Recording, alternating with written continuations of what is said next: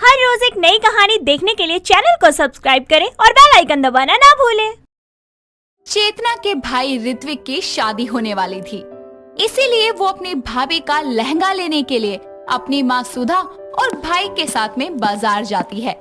सभी मिलकर एक अच्छे से शोरूम में जाते हैं, जहाँ सबसे पहले चेतना अपने लिए एक लहंगा पसंद करती है और उसके बाद सुधा अपने होने वाली बहू अवंतिका के लिए ब्राइडल लहंगा निकलवाती है, जिसे देखकर चेतना बोलती है, अरे माँ, ये लहंगा तो जरूरत से ज्यादा ही अच्छा है। मुझे सस्ता सा दिलवा दिया और भाभी के लिए इतना बढ़िया ले रही हो। अरे तू सारी जिंदगी जल कुकड़ी ही रही हो। ये शादी का लहंगा है, जब तेरी शादी होगी तुझे भी ले दूंगी। जी नहीं, अगर वो दुल्हन है तो मैं भी दूल्हे की बहन हूँ। मुझे भी ऐसा ही लहंगा चाहिए, नहीं तो यहीं फैल कर रोने लगूंगी, गंदा वाला सीन बना दूंगी। अरे तू और तेरी जलन, ठीक है ले ले। ऐसे ही सभी लोग शॉपिंग खत्म करके घर आ जाते हैं और कुछ दिन बाद में बड़ी ही धूमधाम से अवंतिका और ऋत्विक की शादी हो जाती है। अवंतिका एक बहुत अच्छी बहू की तरह अपने ससुराल की सारी जिम्मेदारियां संभालती है। वहीं आसपास के लोग भी सुधा के सामने अवंतिका की खूब तारीफ किया करते। ये सब देखकर चेतना अपनी भाभी से खूब जला करती। ऐसे ही एक शाम सभी लोग चाय पी रहे थे, तभी सुधा अवंतिका को खानदानी कंगन देते हुए बोलती है, बहू ये ले हमारे खानदानी कंगन, ये तेरे लिए ही बने हैं। शुक्रिया माँ जी, पर मुझे बस आपका आशीर्वाद चाहिए और कुछ भी नहीं। माँ, भाभी मना कर रही है, आप मुझे दे दो ये। अरे चुप कर, काम की ना काज की, दुश्मन अनाज की। सारा दिन खाकर सोफे पे पड़ी रहती है और इसे कंगन चाहिए। अरे माँ जी ऐसा मत कहिए, ये लीजिए दीदी, आप पहन लो। नहीं बहू, ये खानदानी कंगन है, इसे घर की बहू ही पहन सकती है। इस बैल बुद्धि जल कुकड़ी के जलने के अलावा कुछ नहीं आता। चेतना बुरा सा मुंह बनाकर वहाँ से चली जाती है। एक दिन ऋत्विक अपने हाथों में 2 तोहफे लिए घर आता है और लाकर टेबल पर रख देता है, जिसके बाद में वो आवाज मारकर बोलता है, अवंतिका, चेतना, कहाँ हो तुम दोनों? जल्दी आओ। जी कहिए क्या हुआ, और आज आप जल्दी आ गए? यस ब्रो, क्या हुआ? अरे मैं तुम दोनों के लिए तोहफा लाया हूँ। ये चेतना तुम्हारे लिए और ये अवंतिका तुम्हारे लिए। चेतना जल्दी से अपना गिफ्ट ओपन करती है, जिसमें सिर्फ एक सिंपल सा सूट मिलता है और जिसके बाद वो अपनी भाभी के हाथ से उनका गिफ्ट लेकर ओपन करती है, तो देखती है कि उसमें एक बहुत ही प्यारी सी महंगी सी बनारसी साड़ी है, जिसे देखकर वो बुरी तरह जल जाती है और मुंह बनाकर अपने भाई से बोलती है, भैया ये क्या है? आप मेरे लिए इतना सिंपल सूट लाए हैं और भाभी के लिए बनारसी साड़ी। ये तो बहुत गलत बात है। अरे मेरी बहना, तू जल मत, नहीं तो काली हो जाएगी। जब तेरी शादी होगी ना, तो तुझे ऐसे ही बढ़िया बढ़िया तोहफे ला के देगा तेरा पति। ऐसे ही कुछ दिन बाद में चेतना की शादी रियान नाम के लड़के से हो जाती है। रियान एक बहुत ही सुलझा हुआ समझदार लड़का था। शादी के बाद भी चेतना की जलने की आदत नहीं जाती, जिसके चलते वो आए दिन अपने पति से कोई ना कोई डिमांड किया करती।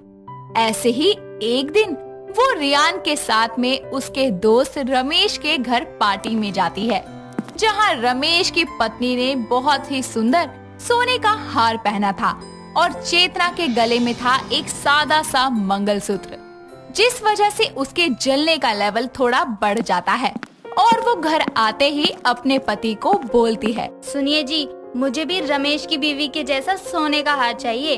अरे मेरी जान, तुम बिन हार के भी बहुत खूबसूरत लगती हो। भला तुम्हें उसकी क्या जरूरत है? चाहिए मतलब चाहिए। अरे मैं इतनी सुंदर हूँ, ऐसा सोने का हार बस मेरे गले में ही होना चाहिए, ना कि उस भुंडी सी शक्ल वाली औरत के पास। जान, दूसरों की थाली में लड्डू हमेशा मोटा ही दिखता है, तो क्यों जलती हो सबसे इतना? अगर तुम चाहते हो कि मैं इस घर में रहूं, तो मुझे हार ला कर दो। माफ करना जान, पर मेरी जेब मुझे इजाजत नहीं देती इतना खर्च करने को। तो तुम जाना चाहो तो खुशी खुशी जा सकती हो। बस फिर क्या था, जल कुकड़ी चेतना अपना सामान पैक करके अपने मायके चली जाती है और दरवाजे की घंटी बजाने लगती है। दरवाजा अवंतिका खोलती है और सामने खड़ी चेतना को देखकर बोलती है, अरे दीदी, आप यूँ अचानक आ गई? कोई कॉल मैसेज नहीं किया आपने? भाभी सब कुछ यहीं पूछ लोगी क्या? घर के अंदर तो आने दो। अरे नहीं नहीं दीदी, ऐसी कोई बात नहीं है, अंदर आइए ना। माँ जी देखिए, चेतना दीदी आई है। चेतना जल्दी से सोफे पर पसर कर बैठ जाती है। तो तभी सुधा वहाँ आती है और अपनी बेटी से बोलती है। क्यों री, लड़कर आई है या तेरी सास ने तुझे निकाल दिया? अपनी मर्जी से आई हूँ माँ। तभी हाथों में चाय नाश्ता लिए हुए अवंतिका आती है और टेबल पर रख देती है। चेतना की नजर सुधा के कमरबंद पर जाती है और वो बोलती है। भाभी, ये कमरबंद सोने का है क्या? हाँ दीदी, आपके भैया ने दिया है शादी की सालगिरह पर। एक मेरा पति है जो मुझे हार नहीं दिला सकता, और मेरी भाभी को देखो, सर से पैर तक सोने में पीली होकर घूम रही है। जब मैं खुश नहीं रह सकती तो मैं किसी को खुश भी नहीं रहने दूंगी। अरे दीदी, आप कहाँ खो गई? माँ जी, आप और दीदी बातें कीजिए, तब तक मैं खाने की तैयारी करती हूँ। इतना कहकर अवंतिका वहाँ से चली जाती है और खाने की तैयारी करने लगती है। शाम को सभी बैठकर साथ में खाना खाते हैं। यहाँ सुधा और ऋत्विक दोनों ही अवंतिका के बने हुए खाने की खूब तारीफ करते हैं। दिन बीतते जाते हैं। अब चेतना का अपनी भाभी की तारीफें सुनकर और भी जलना बढ़ जाता है और मन ही मन में वो अपनी भाभी से नफरत करने लगती है, जिसके बाद वो सबकी नजरों में उसे गिराने का प्लान बनाती है। रात को जब सब लोग सो रहे थे, तभी चेतना दबे पांव अपनी माँ के कमरे में जाती है और तिजोरी की चाबी लेकर उसमें से प्रॉपर्टी के कागज निकाल लेती है और चाबी वापस वहीं रखकर पेपर लेकर अपने कमरे में आती है और खुद से बोलती है। बहुत लाडली बनती फिरती है ना सबकी, अब मजा आएगा। ऐसा खेल खेलूंगी ना कि एक बार में ही क्लीन बोल्ड होगी और फिर घर की हर कीमती चीज पर मेरा हक होगा। इतना कहकर वो पेपर को अलमारी में रखती है और चुपचाप जाकर सो जाती है। अगली सुबह वो जल्दी से रेडी होकर प्रॉपर्टी के पेपर लेकर वकील के पास जाती है और अवंतिका के नाम से झूठे प्रॉपर्टी के पेपर रेडी करवाती है, जिसके बाद में वो उसे लेकर घर आती है।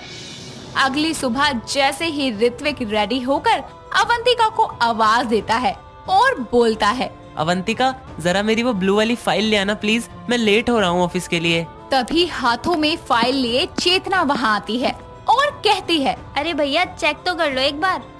ऋत्विक जैसे ही फाइल को खोलता है तो उसमें उसे प्रॉपर्टी के पेपर मिल जाते हैं, जिसे देखकर ऋत्विक का गुस्सा 7वें आसमान पर चढ़ जाता है और वो जोर से अवंतिका को आवाज लगाकर बोलता है। अवंतिका, अवंतिका, यहाँ आओ जल्दी। जी, क्या हो गया और आप इतना गुस्से में क्यों हैं? क्या है ये सब? तुम सारी प्रॉपर्टी अपने नाम कर रही हो।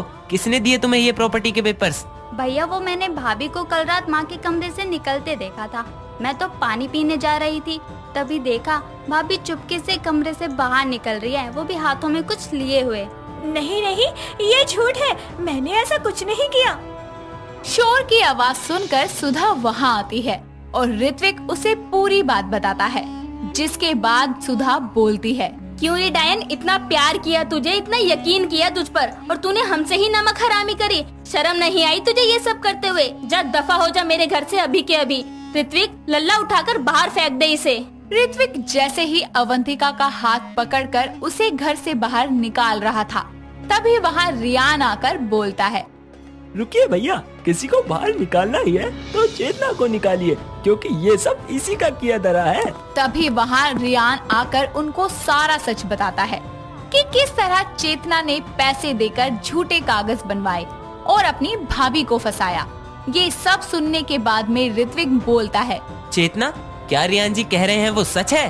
हाँ भैया, ये सब सच है, क्योंकि मैं भाभी की तारीफ सुन कर बहुत ज्यादा जलती थी। मुझे शादी करने के बाद भी कुछ नहीं मिला और भाभी, उनके पास सब कुछ था। मैं सबकी नजरों में उन्हें गिराना चाहती थी, इसलिए ये सब किया। अरे जल कुकड़ी, इज्जत और सम्मान कभी जलकर नहीं, खुद को बेहतर साबित करके कमाया जाता है। शर्म नहीं आई तुझे ये सब करते हुए? दीदी, मैंने तो आपको हमेशा अपनी छोटी बहन समझा था, फिर भी आपने मेरे साथ ये सब किया। माफी मांग अपनी भाभी से और रियान जी के साथ अपने ससुराल वापस जा और अपना घर संभाल, जलना छोड़ दे, समझी? चेतना सबसे माफी मांगती है और रियान के साथ में अपने ससुराल वापस चली जाती है, जिसके बाद में वो कभी भी किसी से नहीं जलती। नूपुर अपनी माँ संगीता के पास जाती है और उससे बोलती है। माँ, आप कैसी माँ है? शादी के दिन नजदीक आ रहे हैं और आपने अभी तक शॉपिंग भी शुरू नहीं की है। हाँ हाँ, सब पता है मुझे, इसीलिए मैं तेरे पास आ रही थी यही बोलने कि मार्केट चल और अपनी शादी का लहंगा ले ले, और उसके बाद ही तो तू उसके मैचिंग की चीजें लेगी ना। ये बोलकर संगीता अपनी छोटी बेटी श्री का वेट करने लगती है। श्री के कॉलेज से आते ही तीनों शॉपिंग के लिए निकल जाती है। मार्केट में जाकर संगीता दुकान वाले से बोलती है, अरे भैया, एक बढ़िया सी बनारसी साड़ी दिखा दीजिए जिसे देखकर लगे कि यही दुल्हन की माँ है। माँ, मेरी शादी है और आप मेरी शादी की शॉपिंग करने के लिए यहाँ आई हैं, ना कि अपनी शादी की।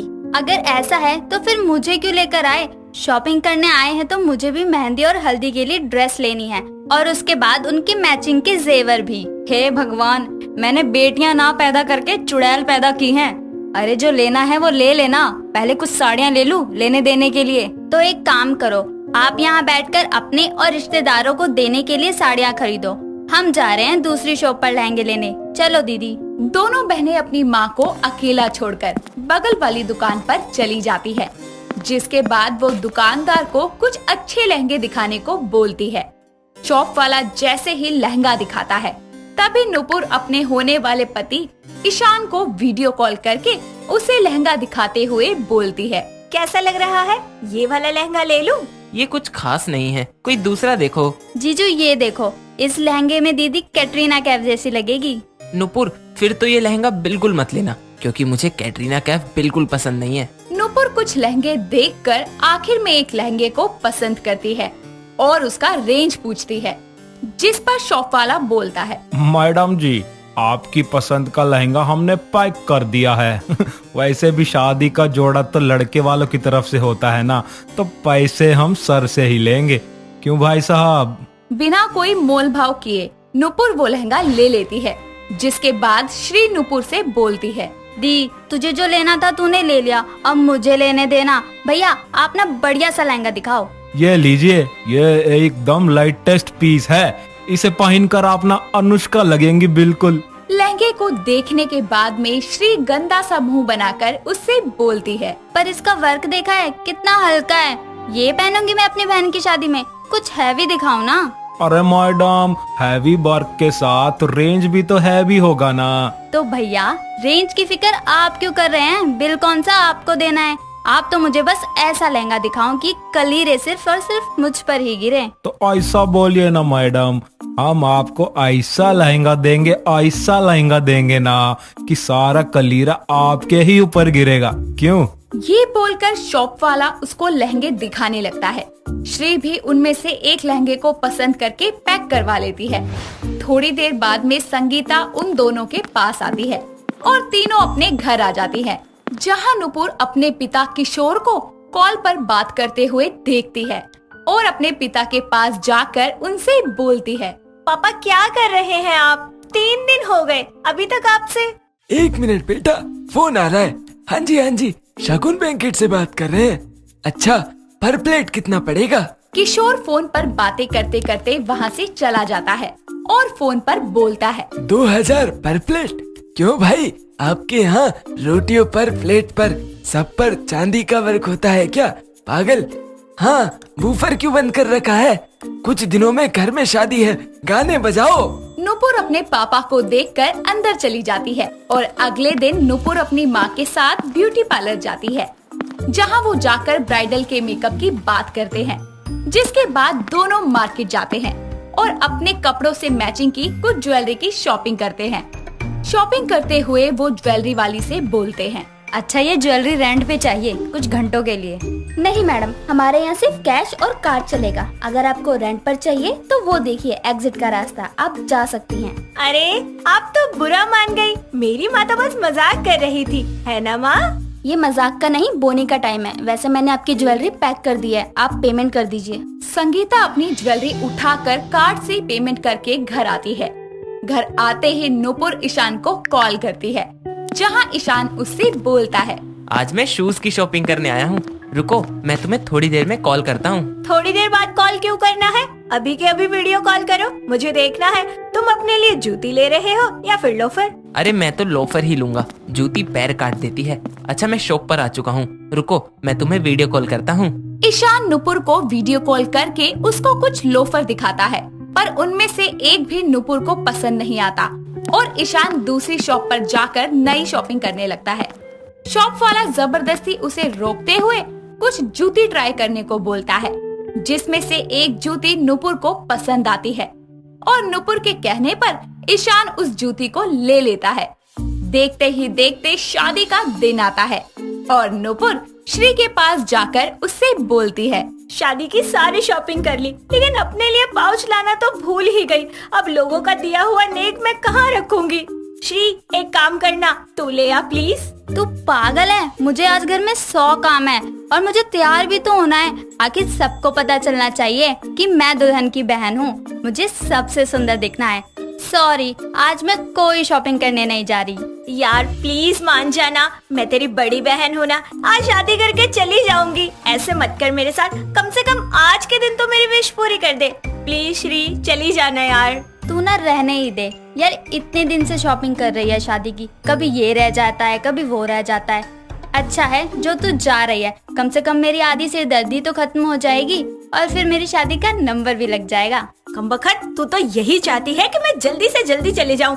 अगर आज तूने मेरे लिए शॉपिंग की ना, तो मैं तेरी शादी में ना जम के मेहनत करूंगी। तुझे सोने का हार दूंगी, अच्छे अच्छे तोहफे दूंगी, एकदम खुश कर दूंगी। बस आज मेरा पाउच ले आना बाजार जाके प्लीज। ना, बिल्कुल भी नहीं, कभी नहीं।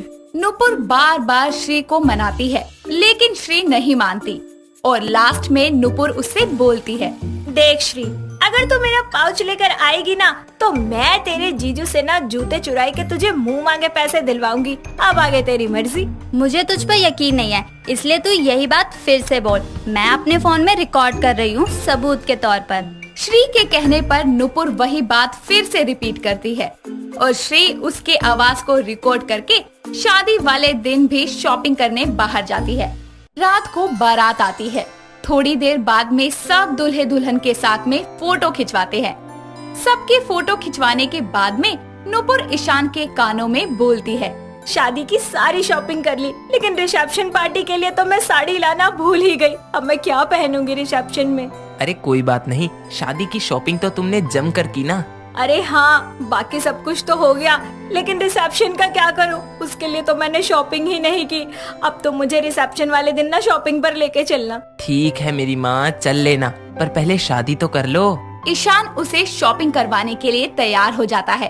चिंगारी अपने नाम की तरह ही एकदम हॉट दिखने वाली औरत थी, जो 45 की उम्र में भी 20 के नजर आती थी, क्योंकि उसे जिम जाना, योगा करना आदि जैसी चीजों का बड़ा ही शौक था और वो उससे खुद को मेंटेन रखना भी बखूबी जानती थी। जो भी उसे देखता उसका दीवाना हो जाता। ऐसे ही चिंगारी अपने पति केतन के साथ मस्ती मोहल्ले में शिफ्ट होती है। जैसे ही मोहल्ले के लोग चिंगारी को देखते हैं तो सबके मुंह खुले के खुले रह जाते हैं। तभी मोहल्ले के मिश्रा जी केतन जी के पास जाकर बोलते हैं, नमस्ते भाई साहब, नमस्ते भाभी जी। जी नमस्ते। जी नमस्ते। मस्ती मोहल्ले में आपका स्वागत है। जी जी शुक्रिया। मेरा नाम केतन है, ये मेरी धर्मपत्नी है चिंगारी। हाय चिंगारी, ये तो चलता फिरता आग का गोला है। केतन जी चलिए ना, मुझसे ज्यादा देर धूप में खड़ा नहीं हुआ जा रहा। हाँ जी चलो, ठीक है भाई साहब, फिर मिलते हैं। इतना कहकर केतन चिंगारी के हाथों में हाथ डालकर वहाँ से चला जाता है। थोड़ा वक्त गुजरता है और अब मोहल्ले का हर मर्द चिंगारी का फैन बन गया था। जैसे ही चिंगारी अपनी बालकनी में आती, सभी लोग उसके हुस्न को ताड़ने लगते। तो वहीं चिंगारी भी कहाँ कम थी, वो भी जानबूझकर अपनी अदाएं दिखाती। ऐसे ही एक शाम दुबे जी हाथों में मीठा पान लिए चिंगारी के घर जाते हैं और डोरबेल बजाते हैं। तभी चिंगारी दरवाजा खोलती है और दुबे जी बोलते हैं, अरे प्रणाम भाभी जी। जी नमस्ते नमस्ते, कैसे आना हुआ आपका? जी आपकी इस मीठी बोली को और ज्यादा मीठा बनाने के लिए मीठा मीठा पान लाए हैं। जी जी शुक्रिया, बैठिए ना, मैं आपके लिए चाय बनाती हूँ। अरे नहीं नहीं, बस अब हम चलते हैं। आपको देख लिए, अरे मतलब पान दे दिया, मेरा काम हो गया। दुबे जी के जाने के बाद जैसे ही चिंगारी घर का गेट बंद करती है, तभी उसके घर की डोर बेल फिर से बजती है। चिंगारी जैसे ही दरवाजा खोलती है, तो इस बार सामने मिश्रा जी हाथों में फूल लिए खड़े होते हैं और बोलते हैं, फूलों से प्यारी आपकी मुस्कान के लिए ये प्यारे प्यारे फूल। जी शुक्रिया, अंदर आइए। बहुत खूबसूरत घर है आपका, बिल्कुल आपकी तरह। हाय, आप भी ना बातें बड़ी अच्छी करते हो। वैसे अभी दुबे जी भी आए थे। क्या वो कमीना, मेरा मतलब दुबे क्यों आया था? अरे वो मीठा पान लेकर आए थे। कमीना कहीं का पान खिला खिला कर मेरी चिंगारी को फायर पान बनाना चाहता है। पर मेरा नाम भी मिश्रा है बेटे, तेरे जैसों को तो यूं ही पछाड़ दूंगा। आया बड़ा भरोसे वाला। अरे कहाँ खो गए आप? जी जी कुछ नहीं, अच्छा मैं चलता हूँ। इतना कहकर मिश्रा जी भी वहाँ से चले जाते हैं। जिसके बाद चिंगारी खुद से बोलती है, कैसे कैसे घोचू रहते हैं इस मोहल्ले में। साला एक पटाने के लिए पान लाता है तो दूसरा फूल लाता है। अरे मैं भी चिंगारी हूँ, चिंगारी। जहाँ लगती हूँ ना तो आग की लपटें आसमान तक जाती है। ऐसे ही वक्त गुजरता है। मिश्रा और दुबे रोज नई नई तरकीबें लगाकर चिंगारी को पटाने की कोशिश करते हैं, पर चिंगारी किसी के हाथ नहीं आने वाली थी। वो उन दोनों से ही मतलब पूरा करवाती और मजे लेती। ऐसे ही एक शाम को मोहल्ले में माता का जागरण होता है और सभी लोग उसमें जाते हैं। चिंगारी भी एक ब्यूटीफुल सी रेड साड़ी डालकर जगराते में आती है, जिसे देखकर मिश्रा और दुबे मन में सोचते हैं, माता के 9 रूपों के बारे में तो सुना है, पर ये 10वां रूप तो अपरंपार है। इस देवी की तो मैं सारी जिंदगी भक्ति करता रहूं तो भी कम है, इसका रूप तो कहर है कहर। दोनों ये सब सोच ही रहे होते हैं कि तभी चिंगारी उनके पास आकर बोलती है, जी अगर आप लोगों का सोचना बंद हो गया हो तो जरा माता रानी के जगराते पे भी ध्यान लगा लो। इतना बोलकर चिंगारी वहाँ से चली जाती है। मिश्रा और दुबे अपने अपने ख्यालों में खोए रहते हैं। ऐसे ही एक दिन केतन और चिंगारी मार्केट में सब्जियां ले रहे होते हैं। तभी केतन के फोन पर किसी का कॉल आता है और वो चिंगारी को सब्जी खरीदता छोड़कर वहाँ से चला जाता है। दूर खड़े मिश्रा जी ये सब देख लेते हैं। तभी वो चिंगारी के पास आकर बोलते हैं, अरे भाभी जी कैसी है आप? भाई साहब नहीं दिख रहे। जी वो यही थे, किसी काम से गए हैं अभी। अरे अरे लाइए लाइए, मैं आपकी मदद कर दूं। जी जरूर जरूर, जरा ये सब्जियां हमारे घर तक छोड़ दो। सब्जियां तो क्या भाभी जी, मैं तो आपको भी बाहों में भरकर घर तक छोड़ सकता हूँ। जी कुछ कहा आपने? अरे नहीं नहीं, चलिए चलिए। इतना कहकर मिश्रा जी उसके घर पर सब्जियों का ठेला छोड़ देते हैं और तभी वहाँ दुबे जी आकर बोलते हैं, अरे भाभी जी आपको मदद चाहिए थी तो मुझे कह देते ना, मिश्रा जी को काहे परेशान किया? अरे परेशान क्या होना है, भाभी जी के लिए तो मैं सुलगते हुए कोयले पर भी चल दूं। सब्जियां छोड़ना तो बहुत छोटी सी बात है। अरे हम बहुत अच्छे से जानते हैं तुमको, इतना ही मदद का शौक है तो घर पर अपनी पत्नी की मदद करो ना। वो बेचारी तो सारा दिन कोल्हू के बैल की तरह लगी रहती है। नहीं तो आपके क्यों गुर्दे लाल हो रहे हैं? बीवी हमारी, पड़ोसन हमारी, तुम्हें क्या चुल है? अच्छा जी, अरे नादान बालक, पड़ोसन तो वो हमारी भी है, तुम्हारी ज्यादा हो रही है क्या? सुधर जाओ, हम बताए दे रहे हैं, नहीं तो ऐसा कंटाप लगाएंगे तुम्हारी आने वाली 7 बस्तियां बहरी पैदा होंगी। उन दोनों की बहस सुनकर चिंगारी बोलती है, अरे क्या हो गया आप दोनों को? बहस क्यों कर रहे हैं? अरे नहीं नहीं, हम दोनों कभी नहीं बहस करते। सही कहा ना दुबे जी? हाँ हाँ बिल्कुल सही कहा है, हम दोनों तो सगे भाई से भी बढ़कर प्यार करते हैं। फिर तो ठीक है।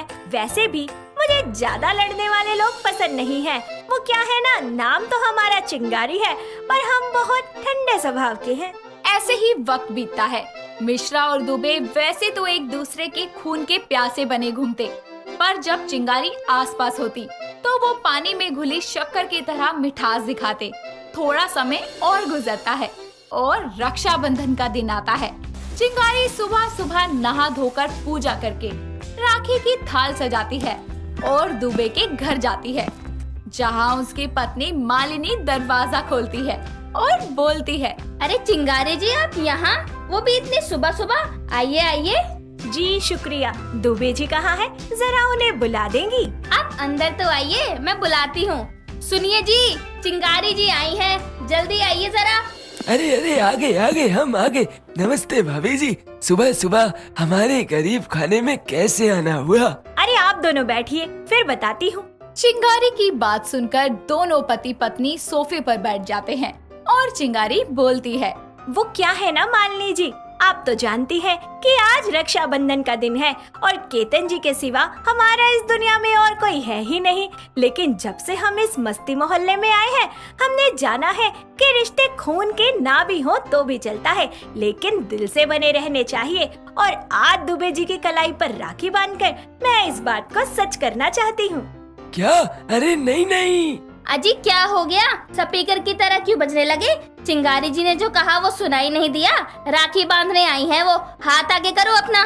बेचारा दुबे मरता क्या न करता, अपने प्यार को मारकर वो चिंगारी की तरफ हाथ बढ़ाता है और चिंगारी उसके हाथ पर राखी बांधकर बोलती है, दुबे भैया अब अपनी इस बहन की हमेशा रक्षा करना। अच्छा अब मैं चलती हूँ, बाय भैया, बाय मालिनी भाभी। इतना कहकर चिंगारी मिश्रा के घर जाती है और उसे भी राखी बांधकर घर आ जाती है। जिसके बाद मिश्रा और दुबे दोनों ही पार्क में आते हैं और एक बेंच पर बैठ जाते हैं। जिसके बाद दोनों एक दूसरे के कंधे पर हाथ रखकर हौसला देते हैं और अपनी अपनी कलाई को देखकर बोलते हैं, क्या सोचा था, क्या हो गया, सैया बनने चले थे हम और पहिया बनकर लौटे हैं। ना जाने इस जिंदगी में लिखी और कितनी ठोकरें हैं। दिल में छुपा दर्द अब किसे बयां करें, आंखों के आंसुओं को कितने टिश्यू पेपर से साफ करें। वो तो कहकर भैया बांध गई राखी, हाय अब इस जालिम जिंदगी का क्या करें। तभी वहाँ चिंगारी केतन के साथ आकर बोलती है, क्यों रोते हो अपनी किस्मत पर इतना, जो सच है उसे अपना लो ना। जल्दी से अपनी इस बहन को रक्षाबंधन की शॉपिंग करवा दो ना मेरे प्यारे भैया जी। दोनों अपनी आंखों में आंसू लिए चिंगारी की तरफ देखते हैं और गायब हो जाते हैं। जिसके बाद केतन और चिंगारी हंसते हुए वहाँ से चले जाते हैं। अतुल एक बहुत ही काबिल और नेक दिल लड़का था। उसके परिवार में उसकी माँ शांति और पिता नंदन उसे बहुत प्यार करते थे। अतुल फास्ट फूड खाने का बहुत शौकीन था, जिसके चलते महज 24 साल की उम्र में उसका वजन 90 किलो हो गया था, जिसके चलते उसका कहीं रिश्ता नहीं हो पा रहा था। ऐसे ही एक दिन नाश्ते के टेबल पर, अजी सुनते हो, नाश्ता रेडी है और अतुल बेटा तुम भी आ जाओ। अरे भाग्यवान, खाने में बनाया क्या है? जी आलू के पराठे। वाह वाह वाह मम्मी, दिल खुश कर दिया आपने तो। आहा क्या खुशबू है, लाजवाब लाजवाब। मेरा लाल बैठ ना, आराम से खा, बहुत रच के बनाए हैं मैंने पराठे। हाँ हाँ, और दो इनको पराठे बनाकर, वैसे ही साहबजादे बहुत पतले हैं ना। अच्छा सुनो, एक काम और करना, एक कटोरी घी भी दे दो उन्हें, डूब मरेंगे उसी में। आई लग गई रे। अरे मैंने क्या किया, ये कुर्सी ही कमजोर थी, एक तो मुझे चोट लग गई, ऊपर से आप भी सुना रहे हो। चल चल अब ज्यादा नाटक मत कर, तुझे लगेगी 12 प्लाई का मांस लेके बैठा है। अच्छी बहू की तलाश के चलते अतुल के माता पिता मैट्रिमोनियल साइट पर उसका बायोडाटा डाल देते हैं। थोड़े ही दिनों में उसके लिए रेणुका नाम की साइज 0 वाली लड़की का रिश्ता आता है। उसके घर वाले अतुल के अच्छे गुणों को देखते हुए अपनी बेटी की शादी अतुल से करवा देते हैं। पर रेणुका को अपने पति का मोटापा बिल्कुल भी पसंद नहीं था। वो हमेशा ही उससे गुस्सा और नखरा दिखाकर बात करती। ऐसे ही एक दिन, अरे रेणुका जरा यहाँ तो आओ, ये अखबार देना जरा। क्यों जी, आप खुद नहीं ले सकते? अरे अभी तो बाहर से आया हूँ, थक गया एकदम। उफ, ये हाथी मेरा ही पति बनना था क्या? कहाँ मैं इतनी स्लिम स्मार्ट और कहाँ ये दरियाई गेंडा। अरे अब पकड़ा भी दो ना। अरे जरा हिलडुल भी लिया करो, सारा दिन पड़े ही रहते हो। अरे यार रेणुका, क्या यार, तुम मेरी बीवी होकर भी मुझसे ऐसे बात करती हो? क्या पति, हाँ धरती का बोझ हो तुम, पता नहीं कहाँ से मेरे ही पल्ले बंधना था। अरे अब बस भी करो तुम। ओहो हो, अरे बस तो आप करो, साइज देखा है अपना। आपके साथ चलती हूँ ना तो लोग कहते हैं अपने पापा के साथ जा रही है। इस तरह रेणुका रोज रोज अपने पति के मोटापे को लेकर झगड़ती। वहीं दूसरी तरफ उसका पति अतुल, उसका प्यार इन सब के बावजूद भी बढ़ता ही जाता। हमेशा ही वो उसकी छोटी छोटी जरूरतों का ख्याल रखता, उसकी रिस्पेक्ट करता। एक दिन रेणुका की माँ शिखा की बॉडी में हीमोग्लोबिन का लेवल गिर जाता है और ब्लड डेफिशिएंसी के चलते उन्हें हॉस्पिटल में एडमिट करवाया जाता है। जैसे ही ये खबर अतुल को मिलती है, वो हॉस्पिटल में जाकर अपना ब्लड डोनेट कर उन्हें बचा लेता है। अरे अतुल बेटा, आज तुम ना होते तो पता नहीं क्या होता। अरे माँ जी, कैसी बात कर रही हैं आप? मैं आपका भी तो बेटा ही हूँ। रेणुका तो बहुत नसीब वाली है जो दामाद जी जैसे पति मिले। हाँ। सुनिए जी, थैंक यू आपने जो भी किया उसके लिए। अरे थैंक यू कैसा, वो मेरी भी तो माँ ही है ना।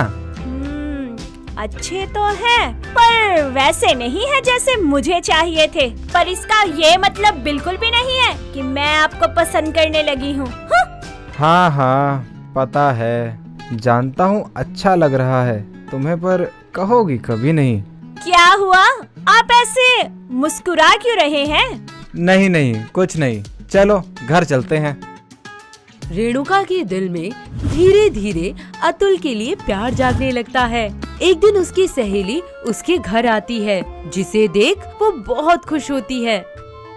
अरे रिंकी, कहाँ थी तुम? शादी के बाद तो तुम जैसे गायब ही हो गई, आज मिल रही हो तब से।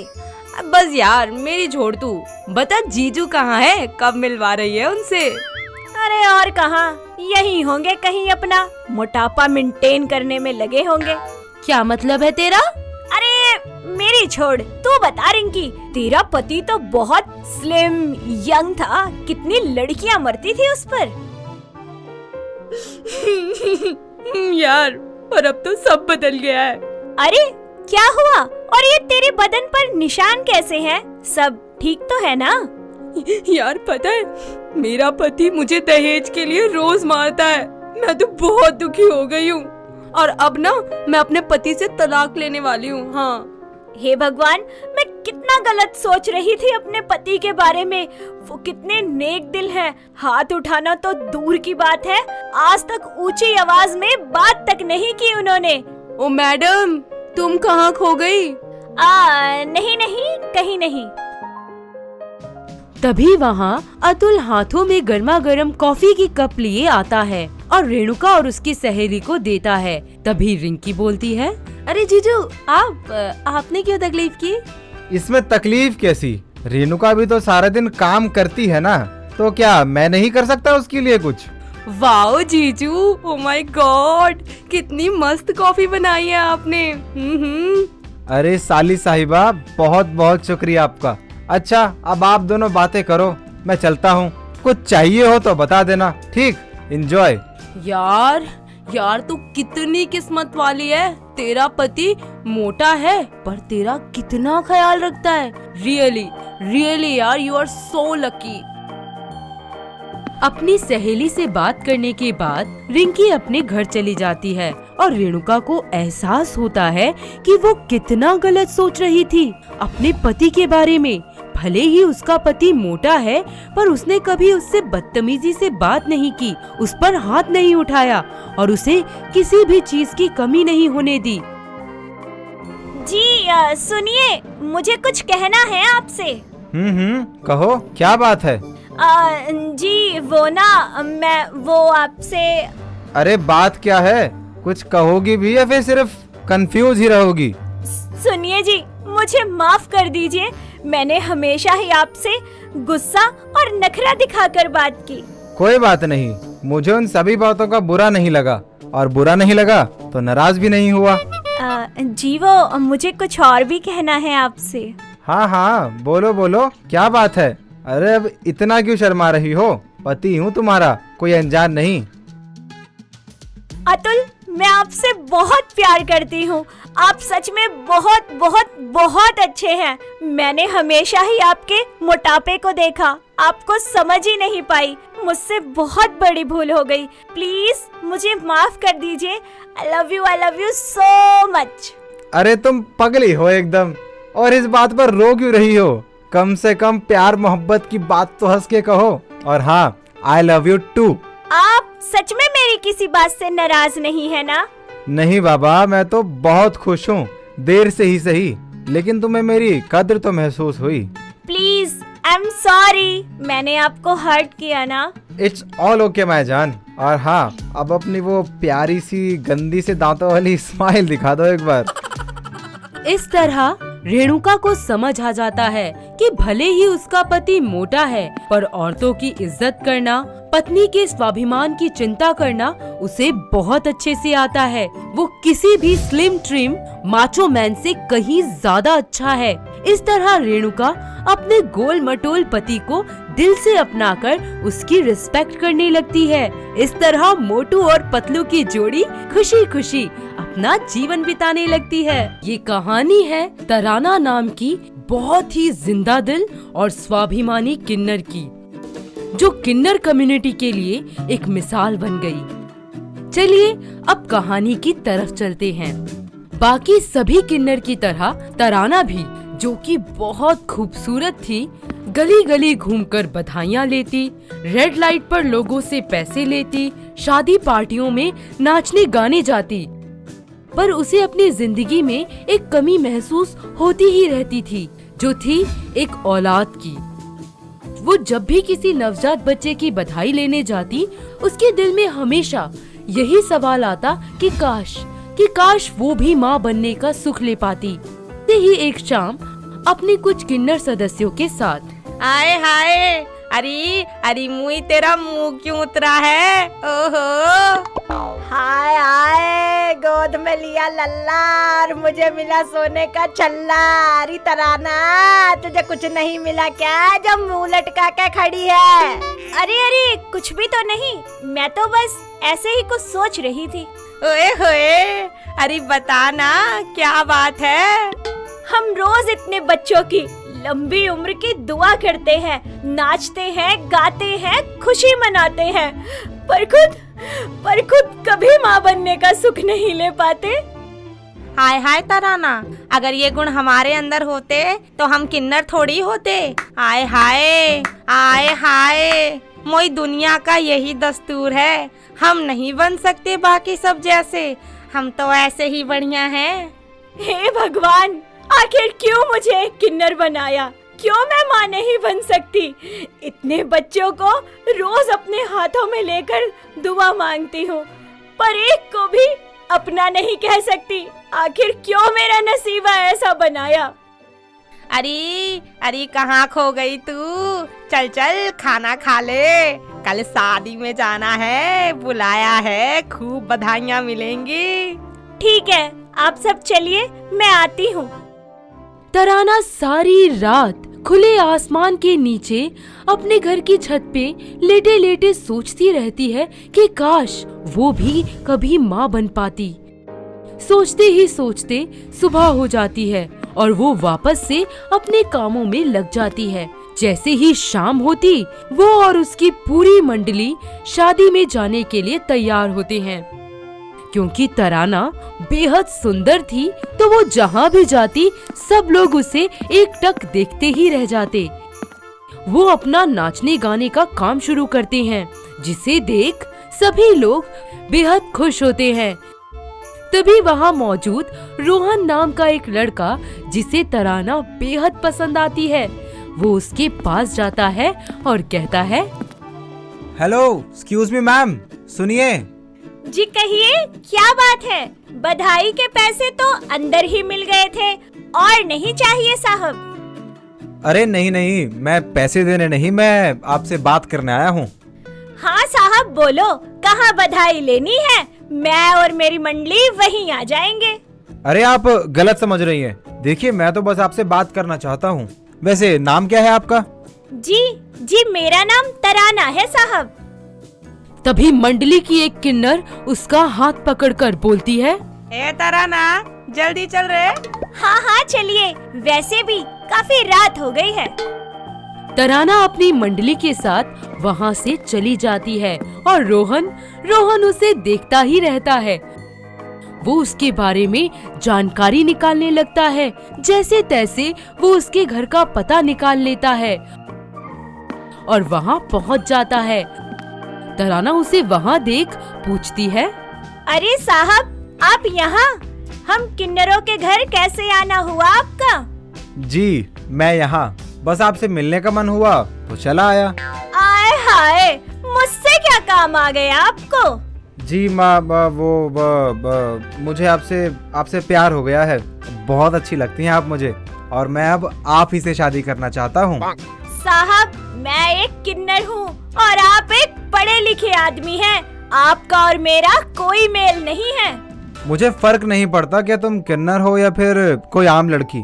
मैं बस इतना जानता हूँ कि मैं आपसे प्यार करता हूँ और अब शादी भी आप ही से करना चाहता हूँ। अरे साहब, क्यों मजाक बनाते हो? होश में तो है ना आप? एक किन्नर से शादी करेंगे? जी करूँगा, चाहे सबके खिलाफ ही क्यों ना जाना पड़े।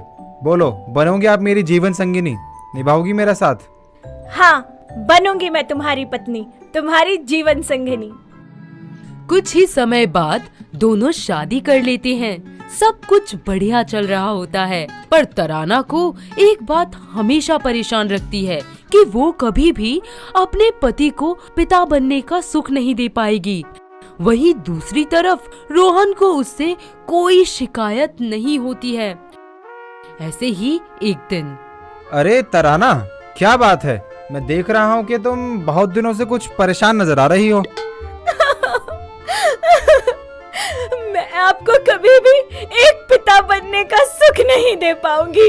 ये बात मेरे दिल में फांस की तरह चुभती है। अरे मेरी जान, तुम परेशान क्यों होती हो? खामखा रो रही हो यार, सब ठीक हो जाएगा। कैसे ठीक होगा? मैं तो एक किन्नर हूँ, माँ कैसे बन पाऊंगी? तुम मुझ पर यकीन करती हो ना, तो बस फिर इस यकीन को रखो। मैं सब ठीक कर दूंगा। तुम जरूर माँ बनोगी, ये प्रॉमिस है मेरा। अपने प्रॉमिस को पूरा करने के लिए रोहन सुबह शाम बस ये जानकारी निकालने की कोशिश करता कि किस तरह वो अपनी किन्नर बीवी को माँ बनने का सुख देकर उसकी सूनी गोद भर सके। तभी एक दिन उसे एक डॉक्टर पूरब मित्तल के बारे में पता चलता है, जो कई ट्रांसजेंडर और किन्नरों का माँ बनने का ड्रीम अपने ट्रीटमेंट के थ्रू सक्सेसफुली पूरा कर चुके हैं। रोहन को इस डॉक्टर से उम्मीद की एक नई किरण नजर आती है। वो तराना के साथ उनके हॉस्पिटल जाता है। हेलो डॉक्टर साहब, कैसे हैं आप? जी मैं एकदम अच्छा हूँ, बस आपका ही वेट कर रहा था। जी ये मेरी वाइफ तराना है। डॉक्टर साहब, प्लीज बताइए मुझे क्या करना होगा माँ बनने के लिए? मैं अपनी जान तक दांव पे लगा सकती हूँ इस खुशी को पाने के लिए। जी देखिए, आप माँ तो बन सकती हैं, पर क्या डॉक्टर साहब, कहिए। रोहन जी, तराना जी, देखिए ये एक बहुत ही क्रिटिकल प्रोसेस है और इस प्रोसेस में जान जाने का खतरा बहुत ज्यादा होता है, तो प्लीज आप एक बार अच्छे से सोच लीजिए। क्या जान जा सकती है? नहीं नहीं डॉक्टर साहब, मैं अपनी तराना को नहीं खो सकता। डॉक्टर, हम तैयार हैं, बस आप बताइए क्या करना है और कैसे करना है। तुम कुछ भी कहती रहो, लेकिन मैं तुम्हारी जान के साथ समझौता बिल्कुल नहीं कर सकता। मुझे कुछ नहीं होगा, तुम हो तो मेरे साथ, और तुमने ही तो वादा किया था, भूल गए क्या? ठीक है, अगर आप दोनों रेडी हैं तो हम आगे का प्रोसीजर शुरू करते हैं। आप प्लीज रिसेप्शन पे फॉर्म भर दीजिए। इस तरह रोहन और तराना माता पिता बनने के लिए अग्नि परीक्षा के दौर से गुजरने को तैयार हो जाते हैं। कई प्रकार की शारीरिक समस्याओं का सामना कर और एक डेंजरस मेडिकल प्रोसीजर से तराना में गर्भाशय का ट्रांसप्लांट हो जाता है। सभी मुश्किलों को पार करके आखिरकार तराना प्रेग्नेंट हो जाती है और कुछ ही महीनों बाद वो बहुत ही प्यारी सी बेटी को जन्म देती है। इस तरह एक किन्नर होते हुए भी हमारी तराना माँ बन जाती है। उसका अधूरा परिवार पूरा हो जाता है। साथ ही वो समाज को बता देती है कि चाहे कोई किन्नर हो या समलैंगिक स्त्री पुरुष, जिसके अंदर परवाह और प्यार है, उसे माँ बनने के लिए किसी कोख की जरूरत नहीं है। दोस्तों, अगर आपको ये कहानी पसंद आई तो इसे लाइक करें, शेयर करें और कमेंट करके बताएं कि कहानी में आपको सबसे अच्छा क्या लगा।